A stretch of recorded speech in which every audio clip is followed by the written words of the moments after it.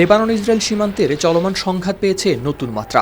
লেবাননের সশস্ত্র গোষ্ঠী হিজবুল্লাহ দাবি করেছে তারা ইসরায়েলের রাষ্ট্রীয় মালিকানাধীন প্রতিরক্ষা ও মহাকাশ গবেষণা প্রতিষ্ঠান ইসরায়েল অ্যারোস্পেস ইন্ডাস্ট্রিজ IAI এর সদর দপ্তরে চালিয়েছে বড় ধরনের ড্রোন হামলা।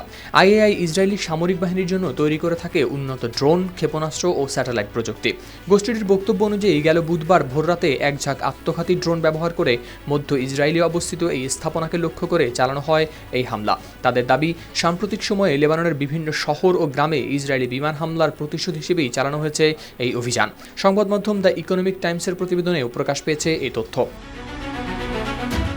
হিজবুল্লাহ আরও দাবি করেছে একই সময়ে উত্তর ইসরায়েলে একটি ড্রোন নিয়ন্ত্রণ কেন্দ্র লক্ষ্য করেও চালানো হয়েছে ক্ষেপণাস্ত্র হামলা। অন্যদিকে ইসরায়েলি সামরিক বাহিনী IDF জানায় লেবানন থেকে ছোড়া বেশ কয়েকটি ড্রোন ও ক্ষেপণাস্ত্র ধ্বংস করা হয়েছে আকাশেই। তবে IAI সদর দপ্তরে বড় ধরনের ক্ষয়ক্ষতি হয়েছে কিনা তা সরাসরি নিশ্চিত হওয়া যায়নি।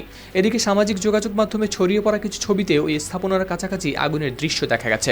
ঘটনার পর উত্তর ইসরায়েলের বিভিন্ন এলাকায় বাজানো হয় সাইরেন এবং সতর্ক থাকতে বলা হয় বাসিন্দাদের। গেল শনিবার যুক্তরাষ্ট্র ও ইসরায়েলের যৌথ হামলায় ইরানের সর্বোচ্চ নেতা আয়াতুল্লাহ আলী খামেনির মৃত্যুর পর থেকে মধ্যপ্রাচ্যের পরিস্থিতি হয়ে উঠেছে অগ্নিগর্ভ। হিজবুল্লাহর এই সাম্প্রতিক হামলাকে সেই বৃহত্তর সংঘাতেরই অংশ হিসেবে দেখা হচ্ছে। গেল কয়েকদিনে ইসরায়েলি বিমান হামলায় লেবাননের বৈরুত সহ বিভিন্ন অঞ্চলে অন্তত 52 জনের মৃত্যু হয়েছে বলে জানিয়েছে দেশটির স্বাস্থ্য মন্ত্রণালয়। হাওলাদার শামীম, RTV।